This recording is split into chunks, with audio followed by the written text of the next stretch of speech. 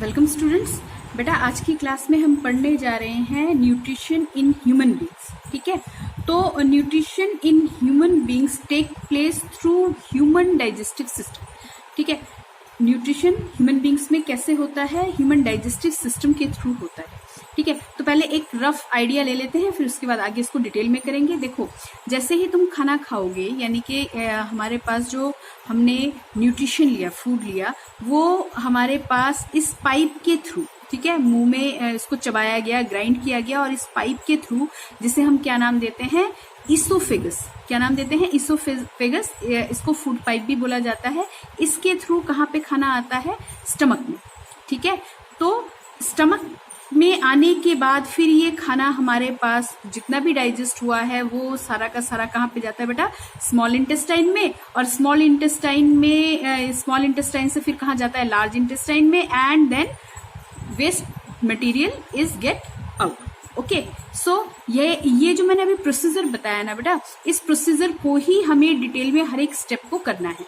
ठीक है, तो स्टार्ट करें बेटा। समझ में आया ना कैसे कैसे कहाँ से हमारे पास फूड पास होके जाएगा? ठीक है ना, तो देखो क्या होगा, क्या होता है इसमें कि digestive nutrition in human beings हमारे पास कहाँ पे टेक प्लेस करता है? डाइजेस्टिव सिस्टम में।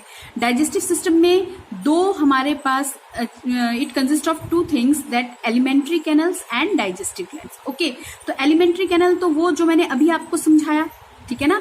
ये हमारे पास क्या होता है? एक हॉलो ट्यूब होता है from mouth to anus. Mouth से एनस तक दिखाया था ना अभी, दोबारा देख लेंगे। ठीक है, कितना लंबा होता है? एडल्ट्स में 8 to 9 मीटर लॉन्ग होता है। एक हॉलो ट्यूब सा होता है जिसे हम क्या बोलते हैं? Alimentary canal. कहाँ से कहाँ तक चलता है? माउथ से एनस तक। ठीक है, तो देखिए अभी समझाया था एलिमेंट्री कैनल में क्या क्या पड़ जाता है? Mouth, oesophagus, stomach, small intestine, large intestine, then anus. तो इस तरह से जो आपने फूड लिया, न्यूट्रिशन लिया, वो इस कैनल के थ्रू पास होता है। ठीक है, बात समझ में आ रही है? अच्छा, तो इसमें देखिए कौन कौन से स्टेप हैं। अब हमको न्यूट्रिशन पढ़ना है ना, तो न्यूट्रिशन के 5 स्टेप्स मैंने आपको बता रखे हैं। बात समझ में आ रही है? ये तो हो गया एलिमेंट्री कैनल मैंने बताया, और ये डाइजेस्टिव ग्लैंड जो है, ये आपको हर एक स्टेप पे जिस तरह से यूज होते हैं, जिस तरह से काम करते हैं, उनको मैं साथ साथ बताती चली जाऊंगी। ठीक है, तो पहले करते हैं बेटा इंजेशन, यानी कि first step of nutrition, ingestion, then digestion. ठीक है ना, इसके बाद हमारे पास हम एक एक स्टेप करके आगे बढ़ते चले जाएंगे। ठीक है, तो बेटा चलो स्टार्ट करते हैं इंजेशन से। आप लोगों को पहले की वीडियो में भी मैंने बताया है इंजेशन क्या होता है बेटा। इंजेशन होता है हमारे पास इन ह्यूमन बींग्स। इंजेशन कहाँ पे? एक मुंह से ही खाना खाया जाता है ना, तो थ्रू माउथ इंजेशन प्रोसीजर होता है। ठीक है, तो माउथ में क्या क्या चीजें होती हैं? Teeth, salivary glands and tongue. Right, teeth, salivary glands and tongue. यहां से हमारे पास एक बार तुमने खाना मुंह में लिया, वहीं से आपका डाइजेशन स्टार्ट हो जाता है। After ingestion second step is digestion. तो डाइजेशन देखिए कैसे होगा। The digestion of food begins in the mouth itself. Digestion मुंह से ही स्टार्ट हो जाता है, यानी कि दांतों से चबाना स्टार्ट हो गया, यानी कि बड़े बड़े जो आपने टुकड़ा लिया खाने का, वो स्मॉल पीसेस में टूटना स्टार्ट होता है। ठीक है, तो यह तो इसमें क्या होगा, देखो कैसे हेल्प मिलती है डाइजेशन में।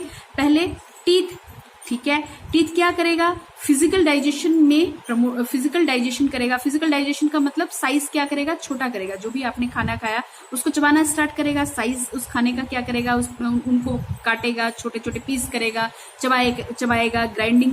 ठीक है ना, तो chewing and grinding of food कहाँ से होगा? टीथ से। ठीक है, किसके थ्रू होगा? टीथ के थ्रू। ठीक है, तो मेन फंक्शन ऑफ टीथ क्या होते हैं? Cutting, chewing and grinding of the food. ठीक है, ओके। अच्छा, फिर इसके बाद क्या होगा? अब स्लाइवरी ग्लैंड, जो मुंह में पानी आता है ना, मुंह में जो पानी होता है, हमेशा वाटरी लिक्विड जो होता है, ये एक्चुअली हमारे पास क्या कहलाता है? स्लाइवा कहलाता है। ठीक है, तो स्लाइवरी ग्लैंड क्या काम करेंगे? It produces saliva. Saliva is a watery liquid, so it wets the food in our mouth. ठीक है, स्लाइवरी ग्लैंड हमारे स्लाइवरी एमाइलेज तैयार करते हैं, एंजाइम होते हैं। अच्छा, बार बार मैं अब ये समझाते टाइम आपको एंजाइम की बात करूंगी। एंजाइम एक तरह के कैटलिस्ट होते हैं बेटा। कैटलिस्ट का मतलब क्या? आपने केमिकल कैटलिस्ट पढ़े हैं ना, जो रेट ऑफ रिएक्शन को कंट्रोल करते हैं। यहाँ पर भी जब मैं एंजाइम बोल रही हूँ, एक तरह के कैटलिस्ट होते हैं जो डाइजेशन को क्या करते हैं? कंट्रोल करते हैं। ठीक है, डाइजेशन में मदद करते हैं। बात समझ में आ रही है? तो दांतों के द्वारा खाना चबाया गया, ठीक है। अब इस चबाए हुए खाने को स्लाइवरी ग्लैंड ने थोड़ा सा, स्लाइवरी ग्लैंड से क्या निकला, स्लाइवा निकला, इसने क्या किया, उसको गीला कर दिया, नहीं तो ऐसे ही सूखा खाना निगलने में मुश्किल होता है, ठीक है। अच्छा, अब जब ये वाटरी लिक्विड, हमारे पास वाटरी लिक्विड ने क्या किया, इसको जो हमने खाना खाया था उसको थोड़ा सा गीला किया और टंग की मदद से हमने उसको क्या किया, निगला, है ना, निगल लिया। तो स्लाइवरी ग्लैंड के बाद किसके बारे में पढ़ेंगे, टंग, ठीक है। सो देखिए टंग क्या काम करेगा, it helps in mixing the saliva with the food, जो मुंह से स्लाइवा निकला, है ना। अब देखो किसी टेस्टी खाने को देख के मुंह में पानी आता है ना बेटा ठीक है। तो स्लाइवरी ग्लैंड क्या प्रोड्यूस करेंगे, स्लाइवरी एमाइलेज, ठीक है, क्या प्रोड्यूस करेंगे, स्लाइवरी एमाइलेज। और टंग क्या करेगा, टंग इस खाने को क्या करेगा, मिक्स करेगा, किसके साथ, स्लाइवा के साथ, ताकि वो थोड़ा सा गीला हो जाए और निगलने में मदद करेगा, ठीक है। बिल्कुल साफ सी बात बता रहे हैं, क्या करेगा, निगलने में मदद करेगा, ठीक है, ठीक है। तो मैंने यहाँ पे ये पॉइंट लिखा है, salivary gland help in chemical digestion. Physical digestion क्या हुआ, दांतों से फिजिकल डाइजेशन हुआ, यानी कि खाने के बड़े बड़े टुकड़े छोटे छोटे पीसेस में कन्वर्ट हो गए, ठीक है। और स्लाइवरी ग्लैंड ने क्या किया, केमिकल डाइजेशन किया बाय सिक्रेटिंग एंजाइम, जिसको हमने नाम दिया एमाइलेज, ठीक है, ठीक है बेटा, एमाइलेज। अच्छा, अब इसके आगे क्या, अब जो ये खाना हमने खाया ये क्या होगा, now the food is slightly digested food, ठीक है, हल्का सा डाइजेस्ट हो गया, डाइजेस्ट यानी कि टूट गया, एक सॉफ्ट फॉर्म में तैयार हो गया। It swallowed by tongue and goes down the food pipe called oesophagus, ठीक है। इसोफेगस बताया था, देखो ये वाली चीज मैंने बताया था ना, किसके थ्रू, इसोफेगस के थ्रू नीचे आएगा। अच्छा, इसमें एक इंपॉर्टेंट चीज है बेटा, इसमें एक मूवमेंट होता है, पेरिस्टाल्टिक मूवमेंट। कैसा मूवमेंट, पेरिस्टाल्टिक मूवमेंट, मैंने यहाँ पे लिखा नहीं, यहाँ पे इसोफेगस पेरिस, देखो इसको देख लेना, ठीक है। ये एक्चुअली क्या होता है, ये हमारे पास मस्कुलर मूवमेंट होता है। पेरिस्टाल्टिक मूवमेंट क्या होता है बेटा, मस्कुलर मूवमेंट होता है। जब खाना यहाँ से निगला जाएगा ना, तो ये ना एक्चुअली सिंपल पाइप नहीं होता, ऐसा नहीं होता कि ये आपने पाइप लिया और इसके अंदर कुछ आपने डाल दिया, ये यहाँ पे और जर से नीचे आ गया, ऐसा नहीं होता।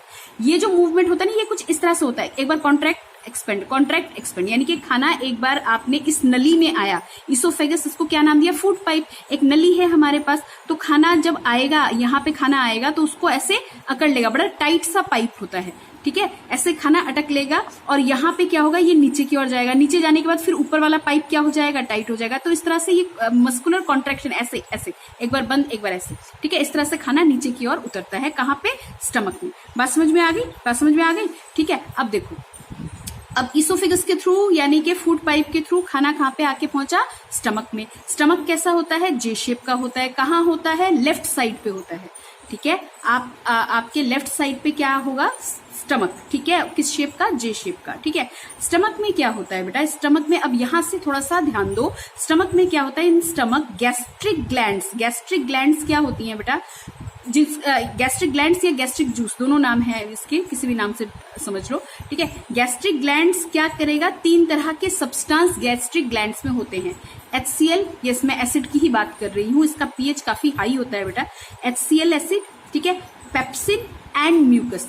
इसके गैस्ट्रिक ग्लैंड्स में ये तीनों चीजें होती हैं, तीनों का अलग अलग फंक्शन होता है। क्या होता है, जो HCl होता है बेटा, वो एसिडिक नेचर का होता है। किस नेचर का होता है, एसिडिक नेचर का। देखो ये डायग्राम तो हम कर चुके ना, ये डायग्राम कर चुके, इसको दोबारा समझाने की जरूरत नहीं है होपफुली, ठीक है। तो यहाँ पे स्टमक की बात कर रहे हैं, यहाँ पे क्या क्या मिलेगा, यहाँ पे HCl, पेप्सिन एंड म्यूकस मिलता है, ठीक है। तो इसमें क्या होगा, HCl जो है बेटा वो एसिडिक नेचर का होता है, ठीक है। और जो ये HCl होगा, ये एक्चुअली मदद करता है किस चीज में, देखो, now HCl hydrochloric acid is acidic in nature, the pepsin enzyme जो है बिगिंस डाइजेशन ऑफ प्रोटीन। आपने जो खाना लिया है उसमें कुछ प्रोटीन भी होगा, दालें होंगी, ठीक है, क्या है, प्रोटीन है। तो प्रोटीन को डाइजेस्ट करने में कौन मदद करता है, पेप्सिन। देखो पी से याद रखना, प्रोटीन, पेप्सिन, ठीक है। तो पेप्सिन एंजाइम जो होते हैं वो प्रोटीन को डाइजेस्ट करने में मदद करते हैं, लेकिन ये ध्यान रखना कि प्रोटीन डाइजेस्टिव एंजाइम ये सिर्फ तब काम करता है जब हमारे पास एसिड का प्रेजेंस हो, यानी कि in the presence of HCl acid protein get digested, ठीक है। और कौन डाइजेस्ट करता है? पेप्सिन एंजाइम इसको डाइजेस्ट करते हैं, ठीक है। तो उसके लिए क्या होना चाहिए? HCl एसिड का प्रेजेंस होना जरूरी है, यानी कि तभी वो एक्टिव हो पाते हैं, ठीक है बेटा। इसके बाद देखो, अब HCl इतने ज्यादा अमाउंट में है, इतना मतलब है, ये हमारे पास हाईली एसिडिक नेचर का है, तो बेटा ये क्या होगा? हमारे पेट को डैमेज करने की कोशिश करेगा। अगर आपने खाना नहीं खाया, आपका पेट बिल्कुल खाली है, अगर ये वाला थैला अगर बिल्कुल खाली है, समझ रहे हो, तो यहाँ पे HCl एसिड जो प्रोड्यूस होगा वो इसकी इनर लाइनिंग को, स्टमक की इनर लाइनिंग को हार्म करने की कोशिश करेगा, यानी कि बार बार इस पे अगर ये HCl टपकता रहे धीरे धीरे या प्रोड्यूस होता रहे, तो इसका इनर लाइनिंग पे डैमेज होने का खतरा रहता है, अल्सर तैयार हो जाता है, बात समझ में आ रही है? थोड़ा सा तैयार हो जाता है, ठीक है। तो क्या होगा? उसको कंट्रोल करने के लिए म्यूकस होता है ना। म्यूकस का काम क्या होता है? Mucus helps to protect the stomach wall from the secretion of hydrochloric acid, ठीक है। हाइड्रोक्लोरिक एसिड जो सिक्रीट होता है, इससे प्रोटेक्ट करता है कौन सी चीज? म्यूकस, ठीक है। कहाँ पाए जाते हैं ये तीनों चीजें? यानी हमने क्या क्या पढ़ा? स्टमक में हमारे पास गैस्ट्रिक ग्लैंड्स मौजूद होते हैं, जिसमें क्या क्या गैस्ट्रिक ग्लैंड्स में क्या क्या आते हैं? HCl, पेप्सिन एंड म्यूकस, ठीक है। समझ में आया? ओके, अब देखिए, तो बेटा बहुत ध्यान से देखिए, हमने क्या कर लिया? स्टमक कर लिया। स्टमक में क्या हुआ? स्टमक से partially digested food with the help of sphincter muscle, ये लिख लेना, SPHINCTER, स्पिंक्टर मसल के थ्रू कहाँ पे पहुंच गया? स्मॉल इंटेस्टाइन में। कहाँ पहुंचा? स्मॉल इंटेस्टाइन में। तो स्पिंक्टर मसल कहाँ होते हैं? देखो मैं एक बार डायग्राम फिर से दिखाती हूँ। देखिए बेटा, स्पिंक्टर मसल यहाँ पे मौजूद होता है कहीं पे, ठीक है। तो ये क्या करता है कि देखो, जैसे गेट से एंट्री करते हो ना आप, गेट जब खुलेगा तभी तो आप एंटर कर पाओगे, ठीक है। तो यहाँ से खाना नीचे जाएगा, यहाँ पे एक मसल होता है जो ओपन हो जाएगा या हट जाएगा, तो उसके बाद खाना कहाँ पे पहुंचेगा? स्टमक से कहाँ पे पहुंचेगा बेटा? स्मॉल इंटेस्टाइन में। इतनी बात समझ में आ गई? अब स्मॉल इंटेस्टाइन को एक चीज ध्यान रखो, स्मॉल इंटेस्टाइन को बोला जाता है साइट ऑफ कंप्लीट डाइजेशन, ठीक है। तो यहाँ पे जो भी हमने खाया हुआ है, कार्बोहाइड्रेट, प्रोटीन, फैट, जो भी हमने खाया है, ठीक है ना, वो सारा का सारा कंप्लीट डाइजेशन यहाँ पे होता है। अभी तक तो यहाँ पे क्या हुआ? यहाँ पे थोड़ा सा ये सिंपल फॉर्म में टूट गया, स्लाइवा से मिक्स हो गया, इसके इसोफेगस के थ्रू कहाँ पे आया? स्टमक में आया। स्टमक में फिर से 3 तरह के गैस्ट्रिक ग्लैंड का सामना करना पड़ा। HCl की प्रेजेंस में प्रोटीन जो हमने लिया था वो क्या हुआ? प्रोटीन हमारे पास डाइजेस्ट होना स्टार्ट हुआ, ठीक है। लेकिन कंप्लीट डाइजेशन यहाँ पे नहीं हो पाता, ठीक है। तो कंप्लीट डाइजेशन के लिए फिर खाना पेट से कहाँ पे निकलता है? निकल के यहाँ पे आता है स्मॉल इंटेस्टाइन में, और स्मॉल इंटेस्टाइन में बिल्कुल ये वाटर सॉल्युबल हो जाता है, यानी कि बिल्कुल पतला हो जाता है। बात समझ में आ रही है? बिल्कुल, क्योंकि ब्लड स्ट्रीम के साथ मिलना होगा ना, जो भी तुमने खाया वो कहाँ जाके पहुंचेगा? ब्लड स्ट्रीम में, खून में मिलेगा। तो ब्लड स्ट्रीम में मिलने के लिए कंसिस्टेंसी भी वैसी ही होनी चाहिए, ठीक है। तो सारा का सारा डाइजेशन, कंप्लीट डाइजेशन कहाँ पे मिलेगा? स्मॉल इंटेस्टाइन में, ठीक है। तो देखो, जैसे यहाँ पे 3 गैस्ट्रिक ग्लैंड्स मौजूद थे, इसी तरीके से स्मॉल इंटेस्टाइन में भी हमारे पास 2 ग्लैंड्स मौजूद होते हैं, ठीक है। 2 ग्लैंड्स मौजूद होते हैं, ठीक है। 2 ग्लैंड एक्चुअली सिक्रीट क्या करते हैं? लीवर और पेनक्रिया के थ्रू सिक्रीशन होता है, ठीक है। क्या होता है? लिवर एंड पेनक्रिया के थ्रू सिक्रीशन होता है, which is very very acidic in nature. किस नेचर का है? एसिडिक इन नेचर का। देखो, एसिडिक नेचर का क्या मिला हमें? हमारे पास जो HCl जो था वो किस नेचर का था? एसिडिक नेचर का था, ठीक है। अब इसको न्यूट्रलाइज कौन करेगा? इसको न्यूट्रलाइज करेगा लिवर से एक जूस सिक्रीट होता है, पीने वाला ऑरेंज जूस की बात नहीं कर रहे बेटा, बाइल जूस। लिवर क्या सिक्रीट करता है? बाइल जूस, जो खाने के एसिडिक नेचर को न्यूट्रलाइज करेगा, ठीक है। खाने के एसिडिक नेचर को न्यूट्रलाइज करेगा। कहाँ पे लिवर कहाँ पे था? लिवर कहाँ पे था? देखो यहाँ पे, देखो डायग्राम में आ जाते हैं। यहाँ पे ये वाला जो पार्ट देख रहे हो ना, दिस इज लिवर, ठीक है। और लिवर के यहाँ पे एक छोटा सा ये बॉल सा देख रहे हो, देखो इसका जो ये डक्ट है ये आके पेनक्रिया से मिल रहा है, ठीक है। तो ये जो डक्ट है this is called gall bladder, ठीक है। लिवर क्या सिक्रीट करता है? Bile juice. कहाँ पे स्टोर होता है वो बाइल जूस? यहाँ पे गॉल ब्लैडर में, और जब जरूरत पड़ती है यहाँ से वो सिक्रीशन हो जाता है, ठीक है। यहाँ से वो बाइल जूस निकल के अपना काम करता है। बात समझ में आ गई? ये जो छोटा वाला है इसको क्या बोलते हैं, छोटा सा ये जो आप देख रहे हैं, this is called gall bladder. किसको स्टोर करता है? बाइल जूस को स्टोर करता है। ठीक है, कौन प्रोड्यूस करता है? लिवर प्रोड्यूस करता है, राइट। क्या काम होता है इसका? जो खाने का जो एसिडिक नेचर है उसको क्या करता है? न्यूट्रलाइज करता है। बात समझ में आ गई? ठीक है, नोट्स बना लीजिएगा बेटा, यहां से देख के आप नोट्स बना लीजिएगा। ठीक है, अब ये बाइल जूस क्या काम करता है? बाइल जूस का देखो थोड़ा सा इसके बारे में पढ़ लेते हैं। Bile juice greenish yellow liquid होता है। ठीक है, जो कहाँ पे तैयार होता है? In liver. और स्टोर कहाँ पे होता है? गॉल ब्लैडर में। ठीक है, इसके दो काम होते हैं, इसके दो काम होते हैं। बड़े देखो, बड़ा मजा आएगा पढ़ के। एक तो जो खाने का जो एसिडिक नेचर है, जैसे आपने सलाद में नींबू ले लिया, एसिडिक नेचर का होता है। ठीक है, क्या बनाएगा उसको? बाइल जूस क्या काम करेगा? एसिडिक फूड को किस में कन्वर्ट करेगा बेटा? एल्कलाइन फूड में कन्वर्ट करेगा। ठीक है, ओके। और क्या करेगा? Bile salts break the fat present in the food. Fine, ठीक है। अच्छा, अब इसके बाद हमने क्या देखा था? लिवर के बाद देखो हमने क्या देखा था? पेनक्रिया देखा था। अब जरा पेनक्रिया के बारे में देखते हैं कि पेनक्रिया कहाँ पे है। देखो, ये जो आपको ये लग रहा है ना, ये वाला ये पोर्शन आप देख रहे हो ना, ये यहाँ से लिवर, और ये देखो इसका डक्ट यहाँ पे मिल रहा है। डक्ट यानी कि ये पाइप सा जो है यहाँ पे मिल रहा है। ठीक है, ये क्या है? पेनक्रिया। ठीक है, अब ये पेनक्रिया क्या काम करेगा? ठीक है, अब देखो ये सारे ग्लैंड्स चल रहे हैं। मैंने बोला था ना स्टार्टिंग में, एलिमेंट्री ग्लैंड, आपके पास एलिमेंट्री कैनल होगा और डाइजेस्टिव ग्लैंड्स होंगे। ये सारे के सारे डाइजेस्टिव ग्लैंड्स है, राइट। ठीक है, अब यहाँ पे देखो क्या होगा, जो पेनक्रिया होगा वो क्या काम करेगा? Pancreas secretes pancreatic juice. कैसा जूस? Pancreatic juice. ठीक है, विच कंटेन्स डाइजेस्टिव एंजाइम। इसके अंदर क्या होंगे? डाइजेस्टिव एंजाइम्स होंगे।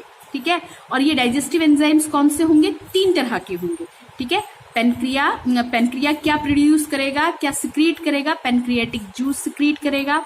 ठीक है, जिसके अंदर डाइजेस्टिव एंजाइम्स होंगे, जो खाना डाइजेस्ट करने में मदद करेगा। डाइजेस्टिव एंजाइम कौन से होंगे? फटाफट से करते हैं बेटा। देखिए, डाइजेस्टिव एंजाइम 3 होंगे। कहाँ पे? पेनक्रिया में। एक होगा हमारे पास पेनक्रियाटिक एमाइलेज। देखो, एमाइलेज पहले भी मैंने पढ़ाया था, स्लाइवरी ग्लैंड्स में मैंने पढ़ाया था, राइट ना। Pancreatic amylase, trypsin and lipase. ठीक है, तो पेनक्रियाटिक एमाइलेज क्या काम करता है? Break down the starch. जो तुमने कार्बोहाइड्रेट खाने में लिया, कार्बोहाइड्रेट लेते हो ना, चावल ले लिया, रोटी ले ली, तो कार्बोहाइड्रेट्स लिया। ठीक है, तो इनको स्टार्च को सिंपलर फॉर्म में, ठीक है, ग्लूकोज की फॉर्म में कन्वर्ट करेगा, सिंपल फॉर्म में कन्वर्ट करेगा। कौन? Pancreatic amylase. ठीक है, ट्रिप्सिन नाम से याद रखिए, ये डाइजेस्ट करेगा, किस चीज को डाइजेस्ट करेगा? प्रोटीन, जो आपने प्रोटीन खाया है उसको डाइजेस्ट करेगा। हाँ, इससे पहले भी हमने डाइजेशन देखा था, लेकिन मैंने प्रोटीन का डाइजेशन इससे पहले भी हमने देखा था, लेकिन मैंने क्या कहा कि ये सारा का सारा स्मॉल इंटेस्टाइन में और महीन हो जाएगा और पतला हो जाएगा। तो कंप्लीट डाइजेशन ऑफ प्रोटीन यहाँ पे हमारे पास टेक प्लेस करेगा, राइट। तो ट्रिप्सिन क्या करेगा? डाइजेस्ट करेगा प्रोटीन को। और रह गया लाइपेज। तो लाइपेज बेटा, लाइपेज डाइजेस्ट एमल्सिफाइड फैट। ठीक है, एमल्सिफाइड फैट। अब फैट्स जो है, फैट एमल्सिफिकेशन क्या होता है कि फैट को और सिंपलर फॉर्म में तोड़ना। ठीक है, फैट को बिल्कुल सिंपल, जो भी तेल, घी, मक्खन जो भी हमारे खाने में यूज हुआ होगा उसको और सिंपलर फॉर्म में तोड़ना, इसी प्रोसेस को एमल्सिफिकेशन ऑफ फैट कहा जाता है। ठीक है, डाइजेस्ट फैट। ठीक है, तो एमल्सिफिकेशन ऑफ फैट का मतलब ही ये है कि फैट को और छोटे छोटे मॉलिक्यूल्स में ब्रेक डाउन करना, फैट को ब्रेक डाउन करना, राइट। ठीक है, अब स्मॉल इंटेस्टाइन को मैंने पहले ही बोल दिया था, 1 मार्क क्वेश्चन के लिए अच्छा क्वेश्चन है। It is a site of complete digestion. ठीक है बेटा, ठीक है। अच्छा, अब देखो पेनक्रिया से कहाँ पे पहुंचे घूम के? अब हम पहुंचे स्मॉल इंटेस्टाइन पे। ठीक है, पेनक्रिया से यहाँ से होता हुआ हमारे पास फूड कहाँ पे पहुंच गया? अब पेनक्रिया से भी सिक्रीशन हुआ, कुछ जूसेस का सिक्रीट और खाने को डाइजेस्ट किया और पतले फॉर्म में हमारे पास कहाँ पे आ गया? स्मॉल इंटेस्टाइन में। अब स्मॉल इंटेस्टाइन में देखिए क्या होगा। स्मॉल इंटेस्टाइन हमारे पास, इसमें भी कुछ एंजाइम्स होते हैं। कौन से एंजाइम होते हैं? Amylase, lipase and protease. ठीक है, स्मॉल इंटेस्टाइन में भी हमारे पास क्या होता है? Amylase, lipase and protease. ये डाइजेशन में मदद करेगा। एमाइलेज किस में मदद करेगा? Remaining carbohydrate into simple sugar. ठीक है, जो कार्बोहाइड्रेट्स बच गए वो अब उसको सिंपल शुगर में कंप्लीट कन्वर्ट कर देगा। ठीक है, लाइपेज क्या करेगा? फैट को डाइजेस्ट करवा देगा कंप्लीटली। और प्रोटीएज क्या करेगा? प्रोटीन को डाइजेस्ट करवा देगा। ठीक है बेटा, ये बात समझ में आ गई। ठीक है, अब यहां तक तो डाइजेशन होके पहुंच गया। अब ये डाइजेस्ट हो गया तो उसके बाद नेक्स्ट काम क्या आता है, एब्जॉर्प्शन, राइट। एब्जॉर्प्शन क्या होता है, ये एब्जॉर्प्शन इंपॉर्टेंट कहां पे होता है, स्मॉल इंटेस्टाइन पर में ही एब्जॉर्प्शन होता है बेटा, स्मॉल इंटेस्टाइन में ही एब्जॉर्प्शन होता है। इसमें क्या होगा, जो डाइजेस्टेड फूड होगा in small intestine is very simple which can pass through the walls of a small intestine and go into our blood stream। अब ध्यान देना, ये स्मॉल इंटेस्टाइन की वॉल है, मान लो स्मॉल इंटेस्टाइन की वॉल है, ये अंदर वाली वॉल है और ये बाहर वाली वॉल है। ठीक है, अब जो खाना खाया ना, तो ये स्मॉल इंटेस्टाइन की वॉल पे ना फिंगर लाइक प्रोजेक्शंस होते हैं। फिंगर लाइक प्रोजेक्शंस यानी कि देखिए कुछ इस तरह से होगा, मैं आपको बताती हूँ। ये देखिए यहाँ पे इस तरह के प्रोजेक्शंस होते हैं, कहाँ पे, स्मॉल इंटेस्टाइन के अंदरूनी वॉल पे इस तरह के फिंगर लाइक प्रोजेक्शंस होती हैं, जिसके अंदर ब्लड कैपिलरीज होती हैं। यानी खाना इतना पतला हो चुका होता है कि अब वो डायरेक्ट इसके एक एक्चुअली सेमी परमेबल मेम्ब्रेन के थ्रू सेपरेट होता है। जैसे मान लो यहाँ पे स्मॉल इंटेस्टाइन का ये बाहर वाला पार्ट है और ये क्या है, अंदर वाला पार्ट है। ठीक है, अंदर वाले पार्ट पे ना इस तरह से समझ रहे हो, इस तरह से फिंगर लाइक प्रोजेक्शंस होती है। अब जो खाना खाया गया वो बिल्कुल लिक्विड फॉर्म में हो गया। अब यहाँ पे जो ब्लड कैपिलरीज इसके ऊपर होंगी, जिसे हम नाम देते हैं विलाई, उसके अंदर वो सारा खाना जाके ब्लड कैपिलरीज में डायरेक्ट मिल जाता है। ठीक है, small intestine remaining digested food कहाँ पे चला जाएगा। अच्छा देखो, पहले इसको समझ लो, विलाई के बारे में समझ लो बेटा। अब जरा ध्यान दीजिए बेटा, ये मैंने कहा ना कि अंदर वाले वॉल पे स्मॉल इंटेस्टाइन, ये स्मॉल इंटेस्टाइन देख रहे हैं, ये बिल्कुल कॉयल जैसा घुमा सा एक केचुए जैसे लग रहे हैं। ठीक है बेटा, एक्चुअली इसकी जो लेंथ होती है ना वो काफी ज्यादा होती है। ठीक है, इसकी लेंथ काफी ज्यादा होती है, लेकिन दिखने में ये पतला सा होता है, इसलिए इसको स्मॉल इंटेस्टाइन बोला जाता है। और ये जो बाहर जो देख रहे हो ना, ये लार्ज इंटेस्टाइन है, क्योंकि इसका रेडियस बड़ा होता है, यानी कि डायमीटर इसका बड़ा होता है, तो इसलिए इसको लार्ज इंटेस्टाइन बोला जाता है। लेकिन स्मॉल इंटेस्टाइन की जो लेंथ है वो इसके मुकाबले ज्यादा होती है। अब आ जाओ बात पे, ये जो स्मॉल इंटेस्टाइन है ना, इसके अंदरूनी वॉल पे ना ये होते हैं, ये देख रहे हो, लाल लाल वाले, ये क्या है, ब्लड कैपिलरीज है।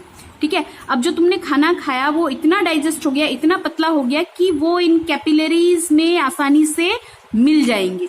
ठीक है, एक पतला मेम्ब्रेन के थ्रू होते हैं, सेमी परमिएबल मेम्ब्रेन होता है, उसके थ्रू लिक्विड यहां से वहां क्या कर सकते हैं, एंटर कर सकते हैं। बात समझ में आ गई। अब खाना जो आपने खाया वो कहाँ मिल गया, आपके मेन ब्लड स्ट्रीम में जाके मिल गया। ठीक है, ठीक है। अब क्या हुआ, अब जो ये स्मॉल इंटेस्टाइन ने कंप्लीटली डाइजेस्ट कर दिया, और जो अनडाइजेस्टेड फूड है वो कहाँ पे चला गया, लार्ज इंटेस्टाइन में। ठीक है, अब क्योंकि लार्ज इंटेस्टाइन जो है उसका diameter larger than smallest intestine है, मैंने अभी भी बताया था, इसीलिए उसका नाम लार्ज इंटेस्टाइन पड़ गया। ठीक है, क्या हुआ, देखो इसके बाद हमारे पास क्या हो गया बेटा, एब्जॉर्प्शन हो गया। अब आ गया एसिमिलेशन, बहुत इंपॉर्टेंट काम है, जहां जिसकी जरूरत है वहां पे वो। ठीक है, आपके मसल्स में फैट्स की जरूरत है तो वहां तक वो पहुंचाया जाएगा। बात समझ में आ रही है। ठीक है ना, एनर्जी की जरूरत है, ब्रेन को एनर्जी की जरूरत है, मसल्स को भी एनर्जी की जरूरत है, तो वो पोर्शन हमारे पास खाना blood carries digested food to all parts of the body. अब ये जो ब्लड है वो डाइजेस्टेड फूड को हमारे शरीर के हर एक हिस्से में पहुंचाना शुरू करेगा, जहां जिसकी जरूरत है वहां पहुंचाएगा उस चीज को। ठीक है ना, where it becomes assimilated as a part of a cell. ठीक है, प्रोटीन को प्रोटीन की जगह पे, एनर्जी की जगह पे। बात समझ में आ रही है। ठीक है, तो assimilated as a part of the cell which is used by body cell for obtaining energy as well as growth and repair of the body. ठीक है, किस काम में आएगा, ग्रोथ में, repairing of your damage cell, उनके काम में आएगा। ठीक है, हो गया, एसिमिलेशन तक हो गया। 5वें स्टेप पे आ जाओ, बहुत जल्दी से खत्म करते हैं, थोड़ा सा लंबा बन गया मुझे पता है वीडियो। ठीक है, इजेशन में क्या होगा, the wall of a large intestine absorb most of the water from the undigested food and become solid. तो last part of large intestine, इसको हम क्या बोलते हैं, रेक्टम। रेक्टम के थ्रू कहां पे जाएगा, एनएस में। देखो ये बता देते हैं, ये छोटा सा पार्ट अब रह गया, ये देखिए। अब इसके थ्रू देखिए स्मॉल इंटेस्टाइन ने जो जितना यूजफुल चीज था वो हमारे शरीर में पहुंचा दिया, और जो अनडाइजेस्टेड पार्ट है या अननेसेसरी पार्ट है वो देखो कहां पे कनेक्ट हो गया, वो लार्ज इंटेस्टाइन में। बचा हुआ अनडाइजेस्टेड फूड कहां पे चला गया, लार्ज इंटेस्टाइन में। लार्ज इंटेस्टाइन के वॉल क्या करते हैं, मैक्सिमम वाटर को सोख लेते हैं, पानी एब्जॉर्ब कर लेते हैं, और बचा और पूरे के पूरे रिमेनिंग वेस्ट प्रोडक्ट को किसमें कन्वर्ट कर देते हैं, सॉलिड में कन्वर्ट कर देते हैं, और वो सॉलिड में की फॉर्म में कन्वर्ट होता हुआ कहाँ से, रेक्टम के थ्रू कहाँ पहुंच जाता है बेटा, रेक्टम में पहुंच जाता है, और एनएस के थ्रू क्या हो जाएगा, अनडाइजेस्टेड फूड बाहर निकल जाएगा बेटा। ठीक है, इतना प्रिपेयर करना, नेक्स्ट वीडियो जल्दी बनाएंगे।